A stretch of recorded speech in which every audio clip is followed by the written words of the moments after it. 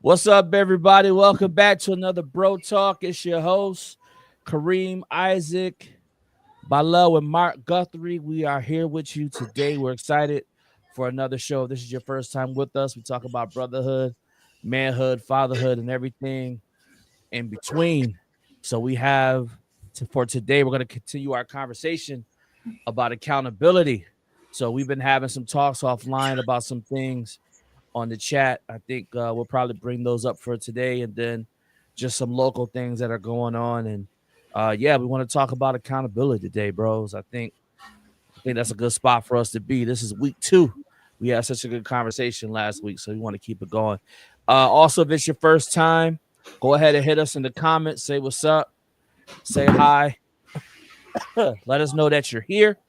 Also, don't forget to like, subscribe if you're on YouTube. Go ahead and hit that subscribe button. Hit us with a comment and share with somebody that you know. Bros, how y'all doing on this Monday, St. Patrick's Day? I see B got the green on. Mark Guthrie got the green on. I ain't doing it because it's St. Patrick. You know what I'm saying? I ain't doing it because it's St. Patrick, baby. I'm playing. I do it because of this right here. No doubt. Be poured in the house. This. You know what I'm saying? This right here. That's it. If that's the culture, you know, much respect to you. You know what I mean?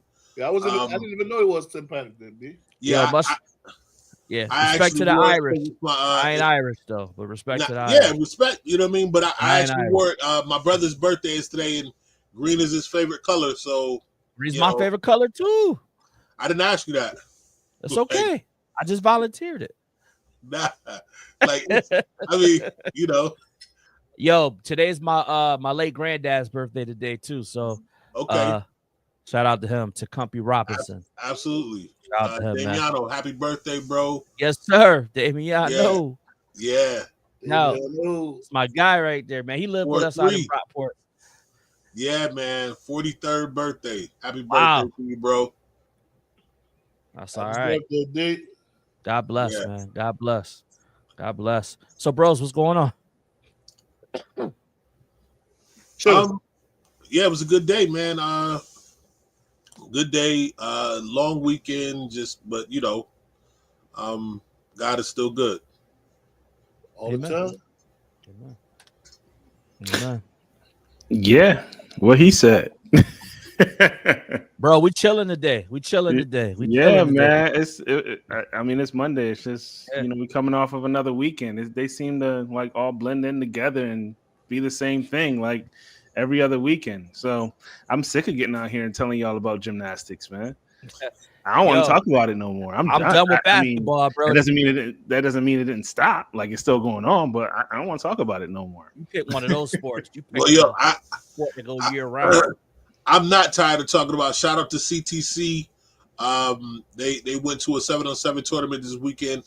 Haven't gotten all the updates on the results yet, but they went down and showed out as always. No doubt, as they should. Also, just saw that the new head coach from Rush Henrietta is a CTC alum. Did I see that? Yeah, Bruce Johnson. Didn't he go to Gates High School too? Yeah,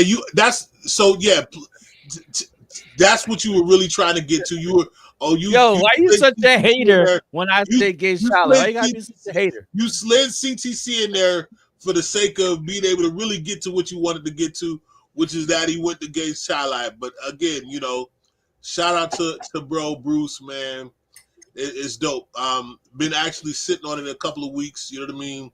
You know, if you're in football circles, you kind of, you know, you knew. But man, the brother is well deserving, man. He took this game as far as you can possibly take it at this level. He lived every young kid dream, man, that's playing this sport. Played at the NFL level. He was an All-American in college. You know what I mean?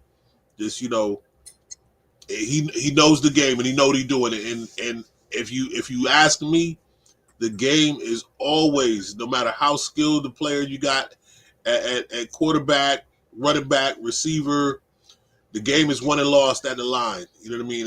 And every single time, bro. And so he knows how to play at the line at the highest level. So Shout out to him. Yeah, I expect some big things from that program in the very near future. And I'm sure. Where is he at? Rush Henrietta. Oh, he's the new coach at Rush Henrietta? Yeah. So most likely he won't have to deal with a rich dad hoping that his son would play just because he's giving money. Man, you be surprised, man. You know what I mean? It's it's interesting you say that because my wife and I were talking and at some point kind of is related to what we were touching on last week.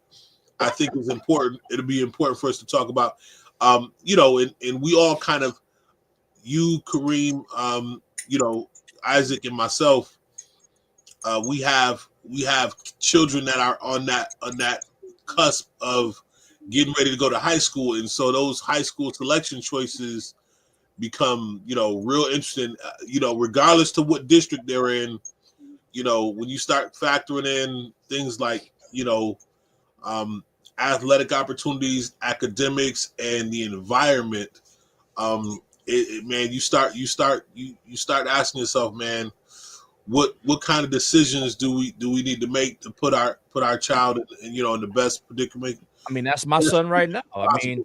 That's my son right now. I mean, so for one sport, because I've said the district plenty of times, but for the one sport, he could stay in his district because I know that they got a pretty good future in that. But his main sport that he plays, I'm like, nah. As it stands today, nah. We gotta look somewhere else, man. That's unless they can turn it around or bring us some new blood or try to change that culture, man. He ain't going there to play that one sport. So, and that's tough because when you think about it, right? So for my son invests a significant amount of his personal time to developing to be the best athlete he can be at his sport. And when you see him on teams where somebody might be athletic and even more athletic but not nearly as skilled, you know what I mean, it's tough because he suffers, you know what I mean. He's on teams where everyone does, and not even just on the skill level. Like for me, it's the investment level to see, to be athletic isn't enough in today's game. You know what I mean? Youth are putting in hours and hours of work to develop and hone their skills and hone their craft. And so when you get in a situation where you have a lot of other athletes around you and they're not investing the same kind of time, you wonder, you know what I mean? Well, we started talking about that earlier, like in our chat. And bRho, I know you don't know what we're talking about, but you could jump in any time because But we were saying earlier, man, that like kids have talent, like they have natural raw talent, right? So, for example, bRho's son has natural raw talent. The kid can throw, he can read defenses, he can run, he can do all the things, right? But that's not what's going to separate him from somebody who has the skills being developed to be not only just a good quarterback, but to be a great quarterback, someone that can carry a team, can lead a team, right? And that's what he's working on now. So when he gets to a certain level, I'd say probably by next year, you'll probably start seeing it with him, man. But that's what we got to do. But here's the thing. That costs money now. Like, that's money. Like, it wasn't like it was back in the day, man, where, like, you could just go hoop at the Boys and Girls Club or be at the rec center, man, and play. And you was, at a level, man. Now, people have access now. You know what I'm saying? I'm talking about at all levels. People got access now. And CTC has really brought access to a lot of those students, man, that might, and they got suburban students now, but I'm saying, like, there's a lot of access now to that. So, if your kid not doing that, then they not even in the race. If they not even working. Think about what it says though, that there's suburban parents bringing their athletes. It says everything it needs to say. You feel me? It says everything it needs to say.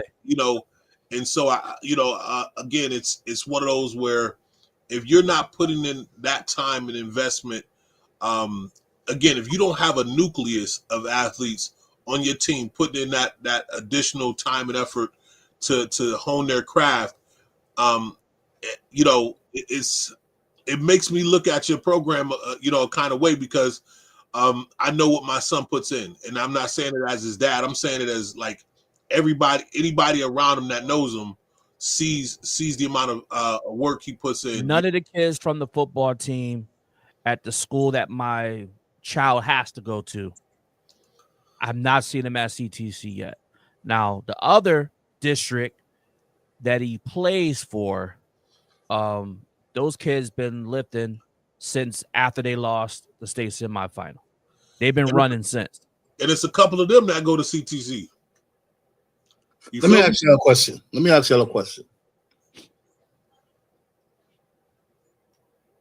we look at sports, the big picture of sports, it's a lot of politics, when it comes to that, right? A lot of big politics.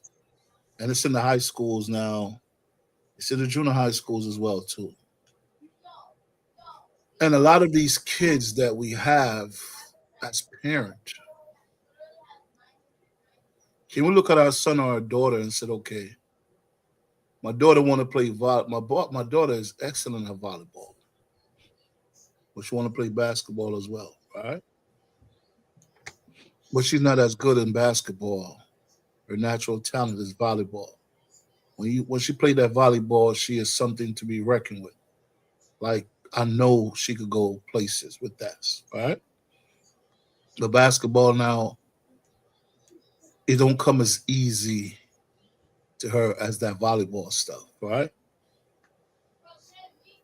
As parents, are we trying to push her? We spend money on this, her, to go to camps and AAU and stuff like that. She coming up pretty competition when it comes to the basketball. I'm just using this for you guys, and I want you guys to think about it and think about what I'm saying. And if it's not clear, let me know. All right, B, your son is playing quarterback. What's the average height of a quarterback? Just answer the question. I don't want to. What's the average height of a quarterback? Probably around 6'2", 6'3", 6'3", in that range. 6'3". All right. Is your son going to be around 6'1"? Oh yeah, for sure. For sure. Okay. All right. Because, and the reason why I said that, if he's not going to be 6'1", right? He could have all the skills he want. If his hands is not big, right? Because I'm around, when my little brother down here was going through his pro day. Yeah, they measure. They want to see. I see all these things that these cats looked at. I was like, I was right there, like I'm a scout. You know what I'm saying? I watched my quarterback go through it, which they jerked my quarterback because he's black. Amir Hall, y'all go look it up for you people that's looking. He has Bowie State University, Amir Hall. Look him up. Look at his stats. And he never got invited to a pro day. To a pro camp. Didn't get drafted and was never invited to an NFL camp. There is no way a white person like Amir have his stats, right?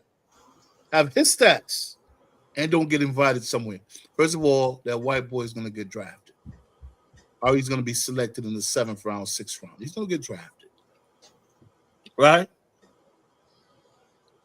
And I say that to say some of these positions that we have our kids at, and if they could play a different position, we have to think about that. Okay, they may want to do something, but because of we know how it is when it comes to that, if he or she is not in the top 10, right? I'm not putting them in that to go through that threshold because I see what that did to my little brother, man, Amir Hall, man. The dude have no love for football no more. Nothing. He just gave up on it, right? Because he put the work in. I see the kid put the work in, right? I don't doubt it. Talking about that today because even me talking about it, I'm still hurt. And this is like 3 years ago, 3 years ago. I'm still hurt for him. I had Patrick came down, him and the family, and Patrick met him. And Patrick watched he did a scrimmage. No, there was a scout that came to see him, right? And Patrick watched him. Patrick was like, "Yo, he is good," right? I don't know football like that. I'll be the first one to tell you. I just know he plays. I work him out all the time. I have him lifting. I have him doing this. I have him in the pool. I have him doing all this stuff, extra stuff. What you doing, Mr. G? This. Come on, let's go. Mr. G, come on, let's go. The next quarterback is working. As soon as I said that, he's like, "Oh, let's go." You know what I'm saying? Good kid, good attitude, everything. He have all of that. But he went to a Southwest game. They try to play him, and because he speak up, all of a sudden, nothing. That's just the word say to our kids that want to be a quarterback. And I'm just saying, he's 6'4", 6'5". He could see over everything. He got hands. He got a touchdown. Y'all can look up his stats. I want y'all to look it up. I just watched his highlight video. Yeah. The kid is like that. He's the Doug Williams award winner. He won the whatever award twice. Yeah. You understand what I'm saying? So I say these things to you guys, man. When y'all have your kids, put them in the best position so they can win. So we don't have this heartache with them, man. You know what I'm saying? And Kareem, if your son is going to be 5'10", he can't be a outside line tight end. He got to be around 6'3", 6'4", coming off that edge up there, or he's going to have to make it up. Right. The linebacker may be better fit for him. And he may be up to be faster and quicker to inside or out. I don't know. That's what I told him though, bro. I'm just saying. Yeah. We could talk all we want. Or we may want what they want, but if it's not going to be some type of stuff for them, we have to fix that. That's the accountability piece on our end as the parents. And that's all I'm saying. That's all I'm saying. Yeah, we gotta see. We gotta. So let me just say this piece real quick. So I'm with you because there was a parent whose kid plays college ball right now. He's a quarterback. Lady I used to work with. He's 5'9". He's wondering why he's not getting any playing time. I'm like, bro, I was like, well, has he thought about maybe going to corner or strong safety or something like that? She's like, yeah, but he don't want to do that. He want to play quarterback. I was like, okay. I mean, again, it's not even about squashing somebody's dreams. It's about the fact that we just go with there are people that defy the odds. So we're not saying that's not the case. But what we're saying is that if you want to get on the field and play, if you want to make a contribution, you got to get in where you fit in sometimes. And then from there, then you can work your way into whatever direction you want to go. But if we take ourselves out of it already, then we've already defeated ourselves. What you gonna say, B? What? So it becomes a slippery slope, right? As you know, Cordell Stewart, when he got now again, he played at Colorado was quarterback. He got to the Pittsburgh Steelers, and they, he ended up with the nickname Slash because they would put him at wide receiver and he would put him at, running back if they needed to. Then they, wildcat quarterback. And then after a while, he got a little bit of an opportunity to be a full-time, starter at quarterback. But they never really gave him a full opportunity to grow at that position because it was what was best or what worked for them. You know what I mean? And the system that you're in. Yeah, you know what I mean? And so I think it's about finding. I think that's why you have to really have folks around you who know the game, who understand the game, who can find the best situations for you. Because nobody can come to Brockport be 5'9". Well, Very few people come to Brockport now and be 5'9" and play quarterback. Let's just say that. You got to be 6 feet above. Like, you have to be. Well, see, here's why I push back at that. The head coach Besides himself, the Boston College dude.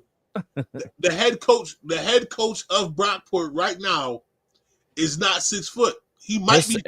And his son's at Russian Riata too, by the way. So his son is at Russian Riata too. He gonna be nice. So you know what I mean?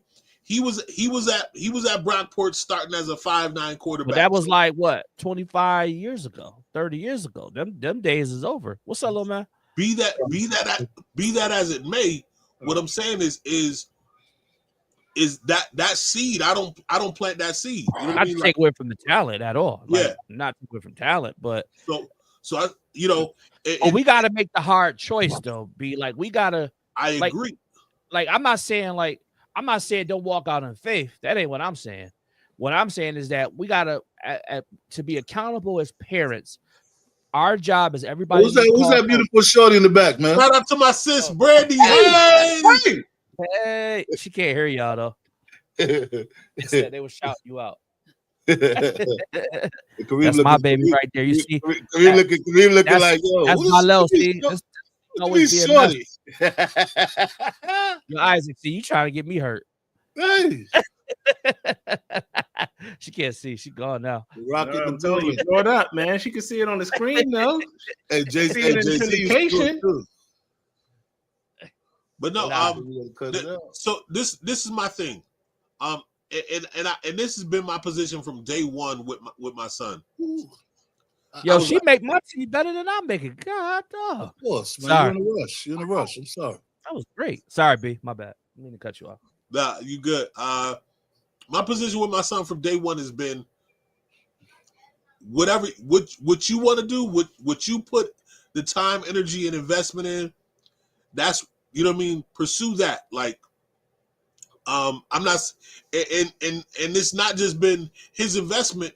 Coaches that I've seen him have, you know, there was a time when he wanted to play receiver, and he worked out and with the receiver. He was like, I'm done with quarterback. He said, I'm done with quarterback. Like, coaches put me at quarterback. I want to do receiver.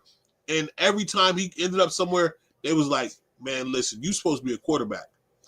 And once he locked into that, I said, listen, give it all you got, and wherever you end up with it, you'll be able to live with it, because you'll know that you did your part. Now, again, I was watching I believe it was Anthony Mackie, the brother that plays the new Captain America, used to be Falcon in the Marvel cinematic. He did with Ryan Clark and what's the name? Talking about that interview?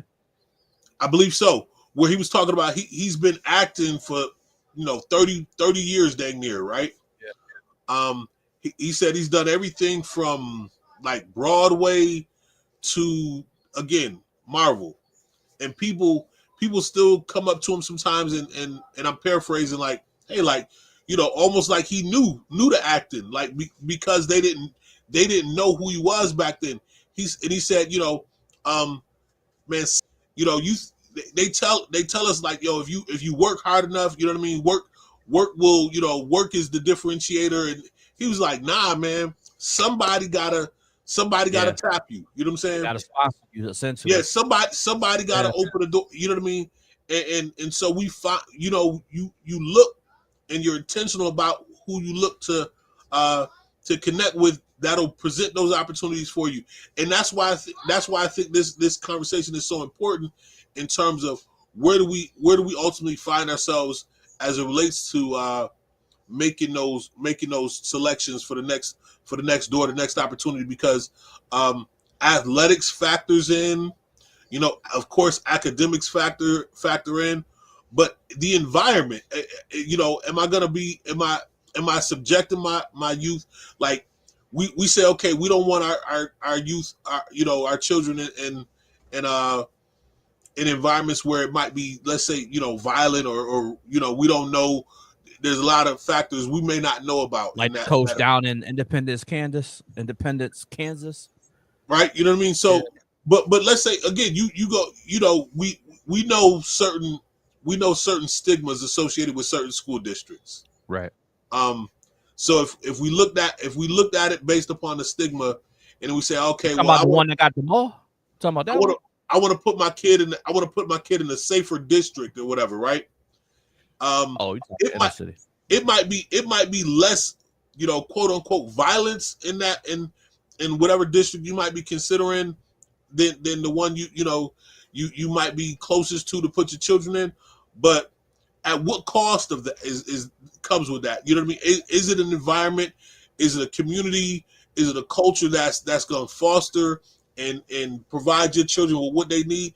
And so again, academics plays a part, athletic plays a part, culture and community play a part. And I think, that's the tough part. You know what I mean? I think about how many parents, like, again, as kids, man, kids not supposed to be worrying about the community, man. Community should know what they're doing and do right by their city, right? My thing is that the topic. What's the topic for today? About us being accountability, right? So my thing is like this. Now we have schools, right, outside of our city. If we deem that my son talent or my daughter talent is not fitting this city, right? They have boarding schools with teams that runs like they're still in college. You may have to come up off a little bit of money. You may not even have to come up with nothing because his talent could get him into that school, right? You have those schools. You know what I'm saying? So at the end of the day, we have choices. Choices that we have because he put that work in. B, like you said, he put the work in. He's working at it. You got him coached up. You got him this. He's a good kid, good character, never been suspended, good grades. You have it all. But in my city, he doesn't work my son's talent. I don't care what school. I don't care if it's the Russia. That's a hard choice. You have to look at your wife and you sit down and you say, listen, okay, I could send my kids to school in Connecticut. Secure campus. You can send them to Pennsylvania. There's Pennsylvania schools in Pennsylvania. Oh, we definitely you can send them to schools there. And I know that he's going to eat because they have a regimen. I met with coach. They give him 90%. I only got to pay 10%. 10%, $2,000 I got to pay a year. Okay, listen, we've looked at schools. We visited a school in November. Yeah, you know what I mean? So yeah, absolutely. But that's exactly my point, is that we look at we have to be considerate and mindful of all of these different factors because again, academics is great, but that's only what's the factors again? Academics, athletics, in the community, the culture, climate, and environment of the school that we're looking to put them in. All of those things factor in. Man, listen, man. To some extent, it factor in. If I have a kid that knows his way around, I know that he's going to do good. I have a conversation with my coach. My coach said A, B, and C, and D, and I'm comfortable with that coach. It may be, he may have only 6 or 7 people like me on that field, but his competition is going to be A1. He's going to travel, see different places. So when he travels, that means more people to see him when he travels. You know what I'm saying? Oh, I get you. And all that stuff buys into the ultimate goal. No, I get you, but like I'm not gonna be sitting here talking about I'm worried about community, man. Community. Yeah, I'm not worried about all that. Nah, I need to know if my kid got to be there 7 hours. I want to know, you know what I mean? You know that the people around that building are you know what I mean? I'm comfortable with being around my child. And no one else, man. We're gonna do our research. We're gonna do our due diligence, and we're gonna look from time to time and see where you know what's about. And if every minute goes off, this happens, our kids not going there. You know what I'm saying? So we gonna know, because when it comes to money, man, people they ain't gonna play. They ain't gonna play with it, man. I promise you. Well, we got to bring on. I did connect with him on the chat, man. We got to bring on DB, whose son went to Aquinas. Is playing D2 football at Gannett University next year, man. I think it'd be good to hear from a parent that just went through it, because originally, right, he was at Irondequoit originally, and then they made the shift or whatever. That's his story to tell. And now he, went to Aquinas, got the Section 5 chip, made it to the semifinals of the state. Irondequoit lost to Brighton in the sectional game. So if he would have been there, they lost to Monroe. I'm sorry, they lost to Monroe. Yeah, they lost to Monroe. You're right. They lost to Monroe. I was there, bro. Yeah, you was there. I was like, yeah, you was there. But yeah, man, because we love to hear from somebody that just experienced it, man. Because everything you saying, B, and everything you saying, Brew, is exactly right. Like, I know for KJ, we got to go where football and basketball lives. You know what I mean? Like that's the type of time we on. We got to go where the sport lives. I'll just say that. Yeah, and again, and who's leading those programs matter, right? Because again, Mo being there, Mo Jackson being at Aquinas was definitely. Well, you could trust him, right? Because we all came up together, so we know. And if Mo was still at Aquinas, yeah, believe me, it'd be state championship year. And I would have been like, yeah. My son, you know what I mean? I can put my son in his hands and feel like holistically he's going to get all of the opportunities. You know what I mean? But that's starting so young now. Like, I think that's the part that, all right, if you're listening right now and you're a single mom, and you might be in the sports, because there's a lot of single moms that are in the sports, like, yo, just hit us up in the chat, because I can't imagine the difficulty it is for you, one, to feel like you're putting part of your son's life into another man's hands in terms of coaching. But then also, two, I'm sure like all of the things that need to get done and with the training and the skill development. My wife, Brandy, has a friend right now who she has the means and the ways and the means. She's very successful. But, she's able to like fly her son to different camps and do different things, to get him ready. He's 12. You know what I'm saying? Able to do that. But I know that's not everybody's story. So if you're a single mom and you watching this right now, we'd love to hear from you. If you have any questions for us, all of us have coached. I think, Isaac, you might have coached too at some point, a black and gold. But all of us have coached a sport at some point. So we love to hear questions. So we've been talking about, even though we haven't said accountability right out in these last 40 minutes, we've been talking about accountability because as men, as fathers, we are responsible for our children, responsible for the leadership and the vision, of the home. And part of that is with our kids and setting them up. If my daughter wanted to do art and that's all she wanted to do, she's darn good at it, we would put all our money and resources into art. We get her in the art camps. We get her all the tools that she needs. She'll get the training that she needs in order for her to be the best. You know what I'm saying? We want her to get those Malcolm Gladwell talks about in his book Outliers, those 10,000 hours. Like that's in my mind. That's what we're trying to see. Yeah, how many Malcolm Gladwell quotes you gonna give us today? I know I done gave a few today. I only gave one, but I just repeated it. That's like 4. It's like 4. Yeah. Hey man, he got the curly hair, man. He might be a brother.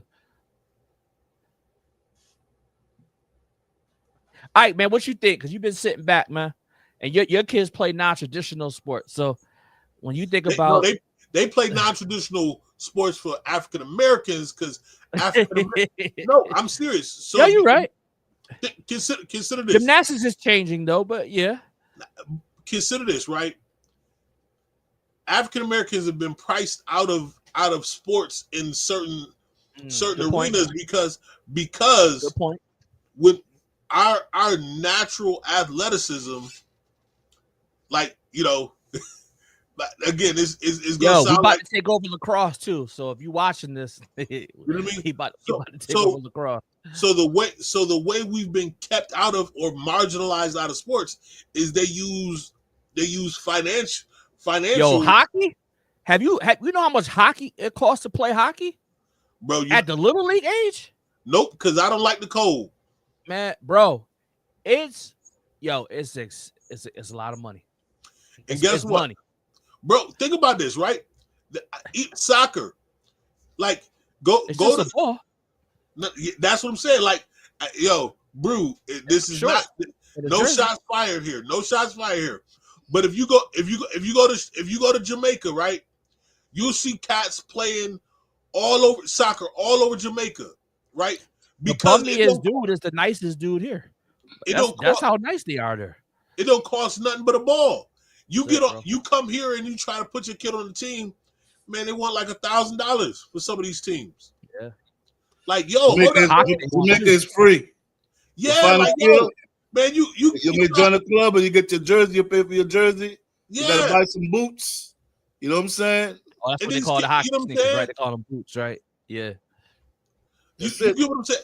But some shin guard. You could create your own shin guard. You could create that if you don't have the real one. You know what I'm saying? Dye your hair blonde too. You could do all that. You know what I'm saying? Well, I don't know what the blonde hair had anything to do with it. I don't know why you're paying them attention, bro. Yo, hold on, but Isaac went back on mute. No, but I never came off mute. Nah, but I want, you know what I'm saying, because you said, you know, his kids play non-traditional sports. No, they're not non-traditional sports. We've just been excluded from them because, you know, it's Mama a said way they ain't paying for it. It's a way to keep us in certain spaces. Like golf is expensive, and so it's a way to keep us out of that sport. Baseball coming for golf too. You feel me? I'm coming for it. All right. So, Ike, you good? Oh, yeah. I ain't got nothing to say. Okay. All right, man. So, for the last, I think, like 15 minutes, man, I just wanted to touch on this topic because we said that we would. So let's take a turn, man, and now talk about. So we just got done talking about our kids, right, and accountability in terms of helping to steer them, but also too, you know, our kids have their choice, right? So if they woke up tomorrow and said, "Dad, I don't want to do that no more," then that's what it is. They don't want to do it no more. As long as it's not in season. Yeah, we're not quitting in the middle of the season. Yeah, we don't do that. But yeah, we don't do that. For the record, for the record, we don't do that. It better be off season. So let's talk about now when we think about relationships in terms of with somebody that we're looking to court, mate, potentially marry at some point. You know, when we think about accountability in relationships, man, it's something that we're just not seeing. At least that's what the media has portrayed, right? So we just saw that there was a famous couple that filed for divorce, and the basketball players paying crazy amount of money and child support or whatnot, and his ex-wife, you know, also has businesses, makes their own money, acts, does all type of stuff, and it just, man, to me, I don't know how people look up to Hollywood quote unquote marriages, man, because they just seem rocky. Who was that? They last for a while. Who's that? What? Iman Shumpert and Tiana Taylor. Tiana Taylor, yeah. Oh, but I thought, like, this is what our kids see. I mean, they see it on the they might see it depending on their circumstance and the record. They might not. I mean, it happens in all communities, but research-wise, it happens a lot in the Black community where the Black family, the relationship is unstable. And we know that. How much money did she get? Say it again. Did she get a lot of money? Yeah. Listen, I don't know nobody that can pay it. Well, do he have that money to pay? He must. Yeah, that's what the contract said, They or must have the looked at. settlement They said. must have looked at his bank statements. That's how they figure it all out. So he might not have it for long, but hopefully he made some good investments. Hopefully. Yeah, it was podcast, so the podcast might be doing well. Yeah, he listen. He Might have to better hit the start block. donating blood. Might have to hit the block. I guess my question is why are we talking about it, right? So why is this a story that is important to us as a people? Like, we're not in that situation. It's tough for him, but why is it being pushed out across the media as this big deal or a big story? I think it's really just to continue the message, continue what's been happening years after year after year after year, and just trying to tear down the black family. So that's the image of that you see of, oh man, they look so happy together. Like, she's beautiful, like he's beautiful, they had beautiful kids, and this is what happened, right? So that becomes the narrative that we're pushing out across the media.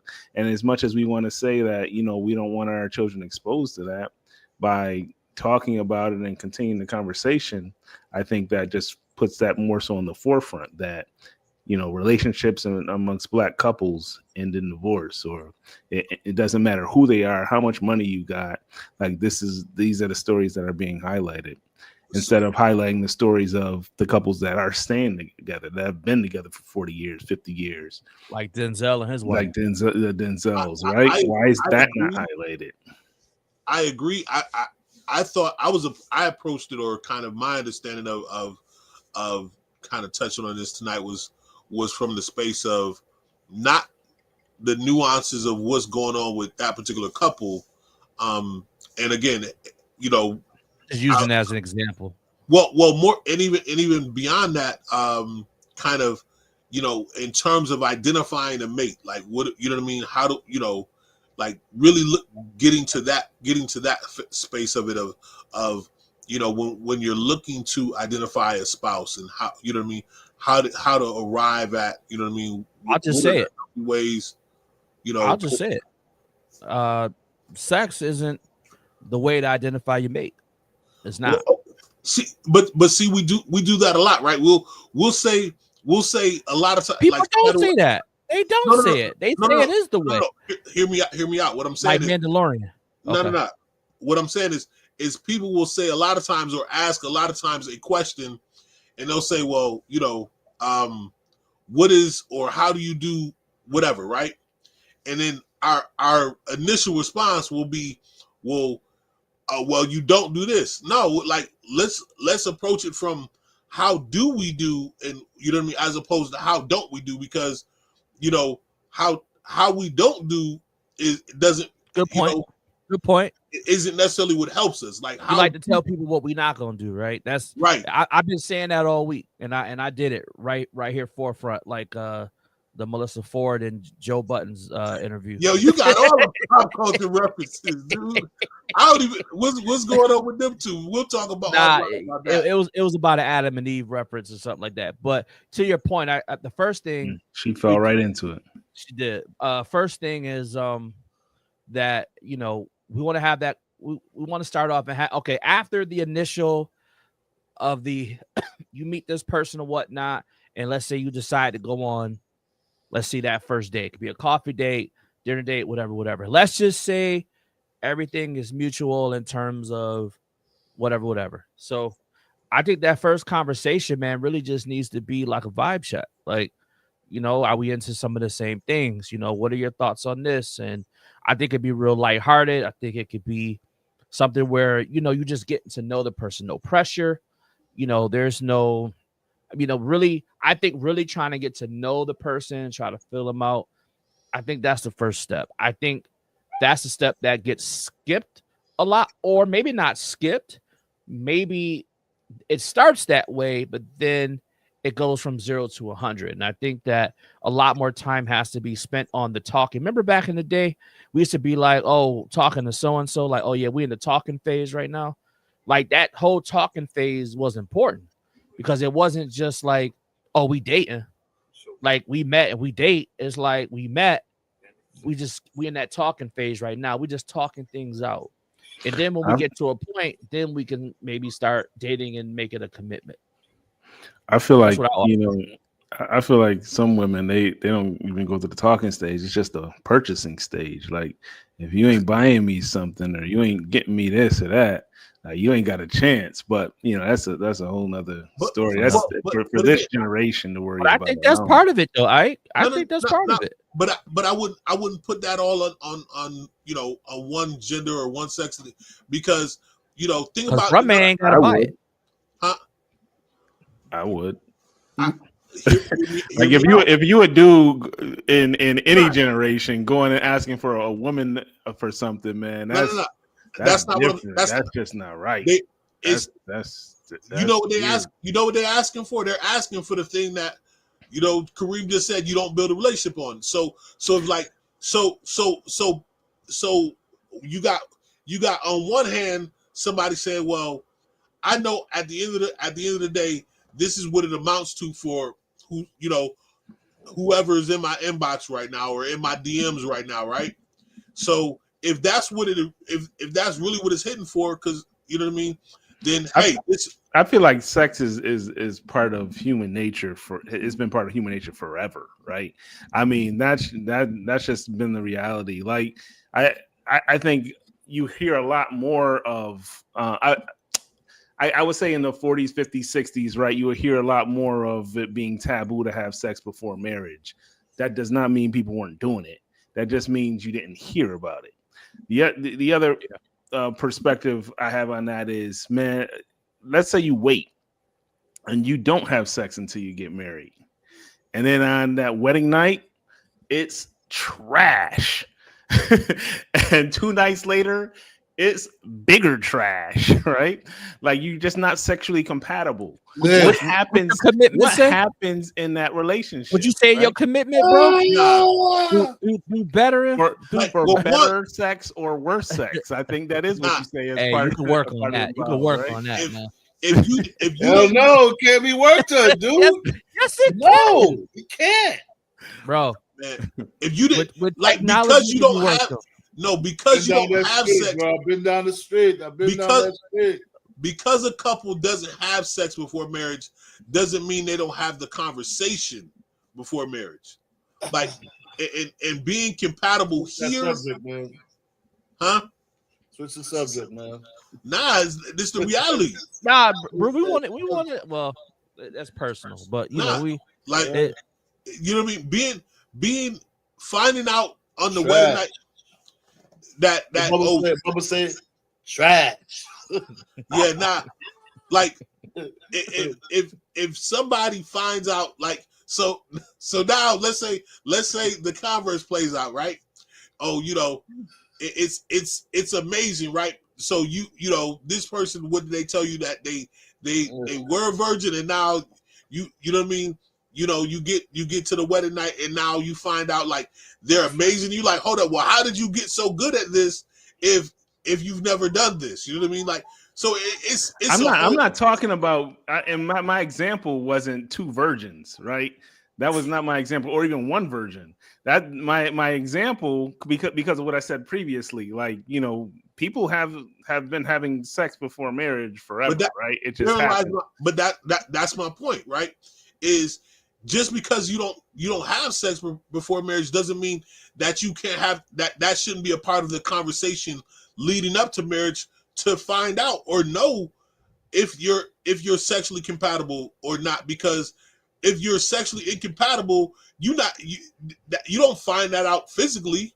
You know what I mean? That's a byproduct of what you would have already been able to find out through the conversations leading up to that point. I think that might be through the talking phase, right? Is that like, understanding that, yeah, sex is physical, it's a connection, it's part of that institution. It's also like what Bilal was saying, like it's also mental as well. You know what I mean? Like people have been taking their minds places for since the beginning of time. You know what I mean? Like before it even happens physically, it's already happened up here. You know what I mean? Like it's already happened, and we all went to college, so and what happens when your physical and mental don't match up, though? But I think That's what I'm but I saying. don't think that's something. Okay, so we talked about this in our chat, right? So that premarital. So let's say you make it all the way to the premarital stage, you propose, whatever, right? So now you go through premarital counseling. That is one of the things that we all know gets talked about. Is that. And we got to have those real conversations in those arenas, because a lot of times we in love, everything is lovey-dovey, yada, yada, yada. And then we don't want to touch those subjects because of maybe we're ashamed. Maybe we don't want the other person to know a certain thing about us or whatever. But like, that's when those conversations have to come out. We have to communicate because like you're saying, there's nothing worse. You get to the marriage bed for consummation, and then you like, oh. But let's move past what the consummation night, right? All right, so let's go into actual because let's say it's amazing. Let's say it's great, right? Yeah. Consummation night. Yeah. Then at some point, car accident happens, God forbid, right? But now somebody's unable to perform. So now it's trash. It's Bubba Dub, it's trash. You know what I mean?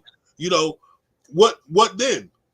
You know what I mean? For better or for worse, bro. That's why these commitments is important. But we back to my point. So whether it's worse, commitments are important, man. Whether it's night 1 or night 1001. But that's the accountability that we're missing, right? Is that, again, not to say that problems won't happen, because they will, but we sat in front of these people and in front of God and whoever you believe, and we made these vows. We said, this is what we're gonna do.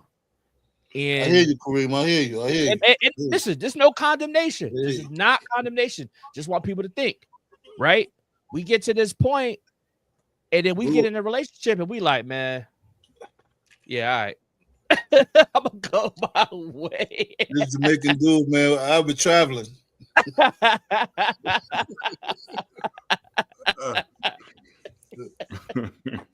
I'm just simply saying that, you know what I mean?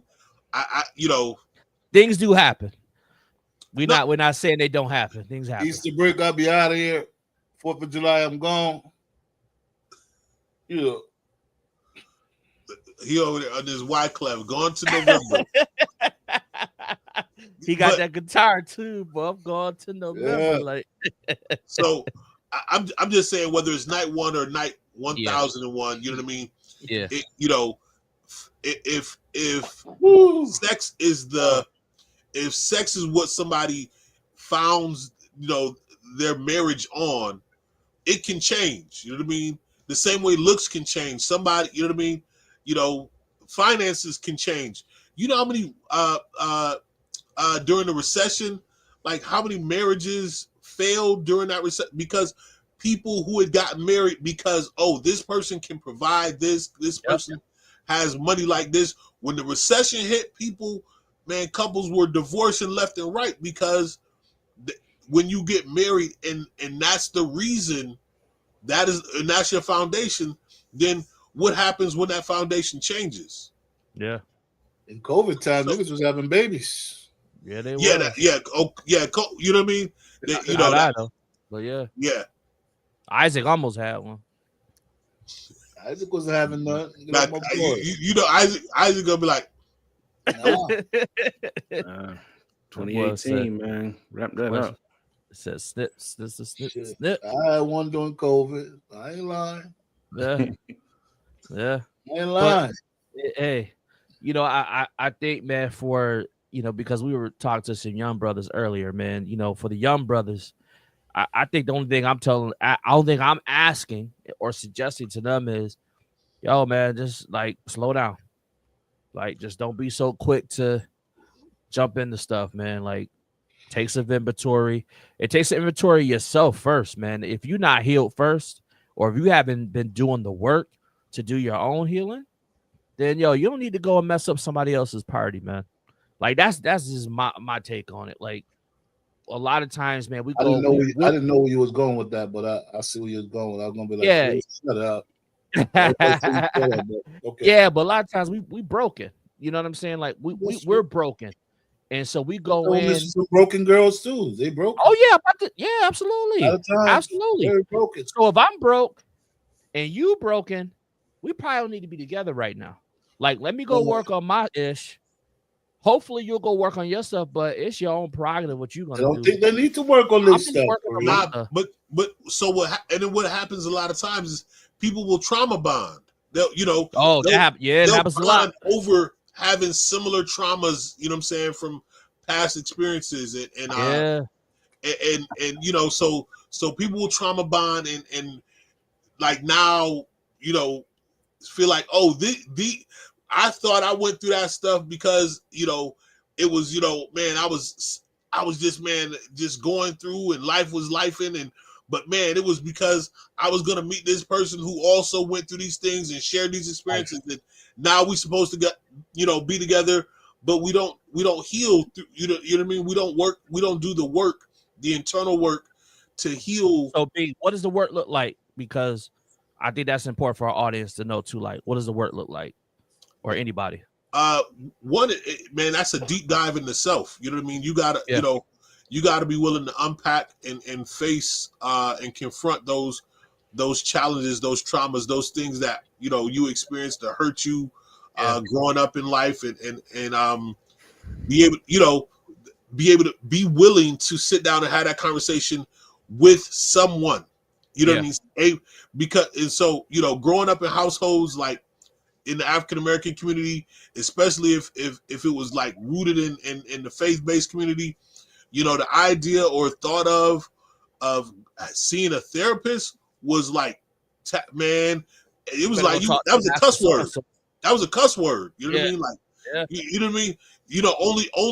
Only crazy people did that, quote unquote. You know what I mean? And it was hyper stigmatized in our community, but you got to be willing to confront that trauma of having been internalized, the stigma related to the work that it would do to kind of heal and grow and process all of those things and start just unpacking yourself. I got one. Get your money right. Get your money right. Get your money right. Yeah, I need one. You need what? Get your money right. I need a therapy, man. I need a therapy that's like, I need one of them therapy that's just fresh coming in, because I got a lot of stuff to say. You know what I'm saying? Yeah. I got a lot to get off my mind, man. I just want to lay down on the couch, man, or on this couch and be like, man. Sometimes that's all people need, because they don't know you from Adam, right? And they're objective. And they just let you talk. Yeah. And kind of full circle, kind of coming back to the accountability piece, is be willing to be accountable with what you'll learn or what you'll hear back in therapy. You know, that's the hard part about you. Like, you got to be willing the hard to part. You. Yeah, because they'll give you the tools. Well, you like, and it may be that you already have them, but you got to be willing to confront those places and spaces within yourself that don't mean you well. Let me say what I mean by getting your money right. Well, what I mean by that is that took me back to a time that took me back to a sign when you said ain't no fun if the homies can't have none of the meeting. Man. And I'm still never gonna. That's legendary, man. It's not infamy, not legendary. Infamy. Hey, fame is fame, right? So what I mean by that is, like, if getting your money right really just means, man, just having a system for your money, right? Like, if you're going into a relationship, then you're taking your financial acumen, your financial traditions or whatever, and you're joining that now with another person. And, because that conversation has to be had too. But, if it means like getting your credit score up, if it means paying down your debt, if it means saving up some money, or if it just means just having a stable gig as well. You know what I mean? Like, that's what I mean by, getting your money right, man. Because again, finances are the second most reason why people get divorced in this country. You know why? Because it's then that must mean it's one of that must mean it's a top reason for that people do get married. You know what I mean? Isn't that's the other point. So, that's the other so point. If I keep going back to, if that's the foundation, then that's going to be a problem. Yeah. If that's the foundational reason you getting married, then that's going to be a problem. And I'm not saying it doesn't need to be a conversation that you have, but you know what I mean, about how we handle and manage and deal with our finances. But if you're getting married because you see, oh, this person good, and you know what I'm saying, financially they well off. Yeah, that's not it. Yeah, and I'll just say, my wife and I, man, I wanted to marry her because, as we were talking about, before in the chat, is, yes, I really felt led by God, like this is my woman right here, and still is to this day and forevermore. I also thought that whatever my future looks like, this woman is going to be with me. Like that is the type of planning and the type of thought processes as men that we should be in, right? We thinking that, like, if I know that we're going to this mountain, I know in order for me to get there, I need to have this woman by my side, right? Because this woman brings skills that I don't have that are connected to mine. That's going to get us to a place where we're going to be able to build something beautiful, and that to me, when we think about bringing two people together, man, that's marriage, man. That's the institution of marriage. Is, yes, there's love, yes, there's finances, but there's also something that you're building together. What is Brandy cooking tonight? Brandy not cooking nothing tonight, man. She doing schoolwork. She ain't fixing up nothing downstairs? Nah, she brought this beautiful tea right here, man. And I asked her for it. Yeah, I'm good. Good with it. The question is, what did you have for dinner? We know you didn't go hungry. Nobody should ever go hungry. All right, man. Hey, it's 102. It's 102. Yeah, we passed the hour, man. Let's wrap it up because you talking crazy now. Y'all asked me. It's 102. It's 102, man. You evading the question, man. I can tired. I'm tired, man. Shout out, man. Shout out. I have my curry chicken and dumpling I ain't eat yet. You know what I'm saying? Oh, okay. That's what it's about. That's what it's about. All right. Well, I'll shout out to my wife, Brandy Hayes, and to my children. Love y'all to pieces. Also want to shout out, because I see you on here. Want to shout out to Trina. I saw that as your daughter's birthday today, so happy birthday. Happy birthday. To her. And happy shout birthday. Out to her. And that's pretty much it, man, because life's been good this week. So shout out to everybody. I'll go, man. Hey, happy birthday to my man Damiano. Shout out to you, man. I hope today, man, you understand what life is all about, man, and continue to grind, man. All right, and just know that you have people in the world that cares and love for you, homie. All right. Shout out to Miss Karen Pashadley. I know. Shout out to Pastor Ernie White and the White family and the Grant family. Love and respect. Yo, as Bruce said, man, shout out to my man. I can't call him my little brother, you know what I mean? He my younger brother, but he always been bigger than me. But happy birthday, bro. Man, I love you, and there's nothing you can do about it. To my wife, my amazing wife, man,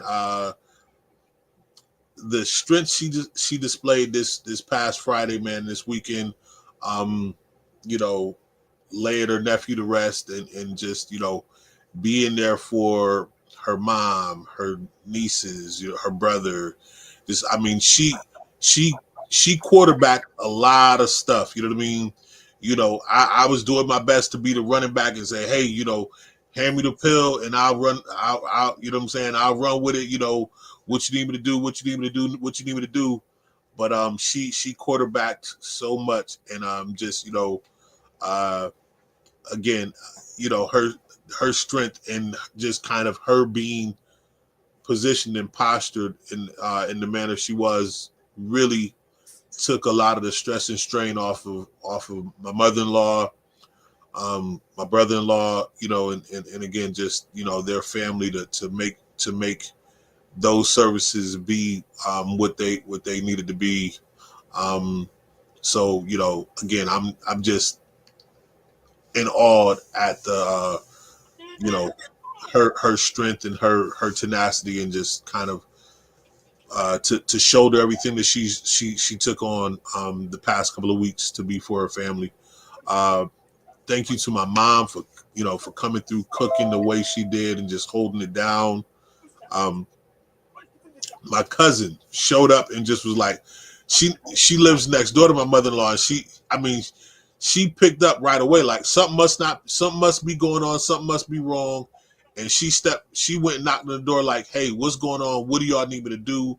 And she stepped right in and just was like, and so she was there at the service. She helped my mom kind of, just serve and run the kitchen and whatever they need, just, to, just the family, the way that they pulled together and they came together the way you want to see family come together. And again, and support. So it's what you want to see when you marry into a family. You want to see that, you know what I mean? You want to see it come together in times like these, where it's just, hey, how can we roll up our sleeves and be there for y'all? And I truly saw that, man. Shout out to my big bro Sherrod, man. He was my sounding board. I called him. He checked on me. My sis Keisha, she checked on me. Like text, call. She was on top of it. You know what I mean? They were there. And it really, meant a lot to me. So I appreciate y'all again, tremendously, and to everybody, you know what I mean, who felt the loss of Lil Mike, man. I'm praying for us all. Love y'all. To my big bro Kenny, man. So my brother-in-law, he lost his sister after burying his nephew, man. So we praying for you, big bro, like that. You know what I mean? Just, man, heart goes out to him, man. That, you know what I mean? I buried a sibling, and it's hard, man. So, to bury a nephew and then bury a sibling, you know what I mean? Unexpected, both unexpectedly like that. I can't imagine what he's going through, but we praying for you. And again, and my wife got out of bed and was like, I got to go see my brother. And so we got up, went and checked on him. She's just, I'm amazed at seeing her be who she is. And so I can't shout her out enough, you know what I mean? But and to my boys who my son was supposed to be at a 7-on-7 tournament. He understood that family needed us and called upon us this weekend, and he was here with us. And then, you know what I mean? And my youngest son, he just, again, normally normally, you know what I mean? He's precocious, but he just was, just everything flowed the way we needed it to flow. So I apologize for being a little long on my shout outs, but you know what I mean? In this moment, in this time, I just wanted to give flowers where I felt like they were definitely needed and due. My father-in-law, Mr. Bill Spinks, he the GOAT, and everybody that know him know it. You know what I mean? And to my mother-in-law, I love you. I'm praying for you still, and you know what I mean.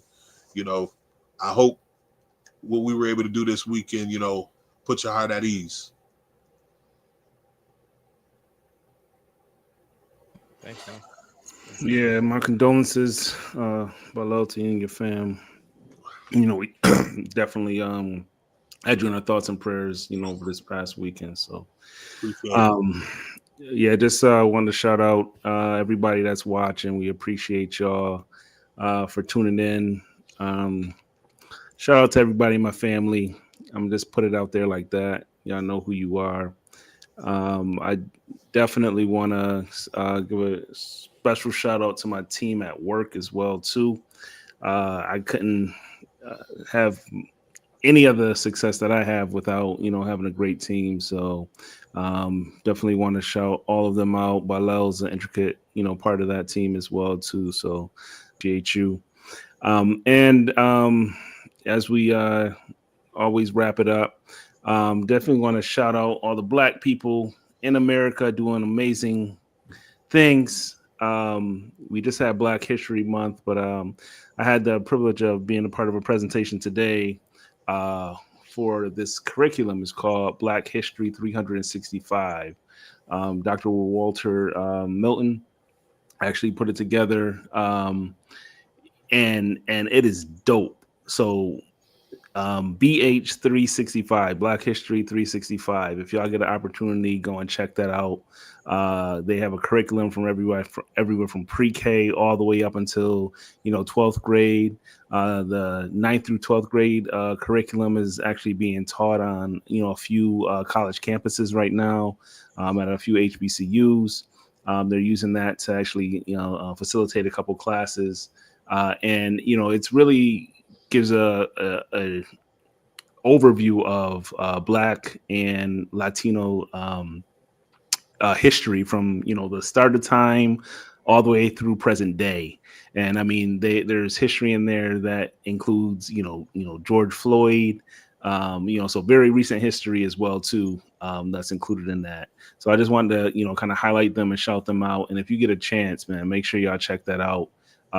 It's being taught in different schools, and we know that this current administration is doing everything that they possibly can to make sure that information doesn't get spread, doesn't get shared. They're actually having some struggles right now in some cities where in some states where the red states, where they're actually pushing out the curriculums that really support African American history, Black history, which is American history. So we just want to make sure that we kind of highlight them, shout them out for the work that they're doing, putting together the curriculum. And again, it's beautiful. Back, I think in our day, we used to have the encyclopedias where we went to go and find information. Everybody had that one set of either the blue or the red encyclopedias, whatever it was. You already know, sitting on the bookshelf that you never really pulled out, but that's where all of our history was, but we weren't represented there. This is something very similar, but it has Black faces all the way through and through it. So again, just encouraging everybody, if you haven't had the opportunity to see it, go and check that out. Black History 365. It's a dope curriculum. But again, thanks everybody for tuning in. Go and make sure you support a Black business somewhere. Thanks for putting that in the chat as well too, Kareem. And subscribe, share this with somebody that you think needs to hear this information. We're here every Monday, 9 p.m. Thanks for tuning in. We'll see you next week. What's that restaurant on Lyle Avenue again?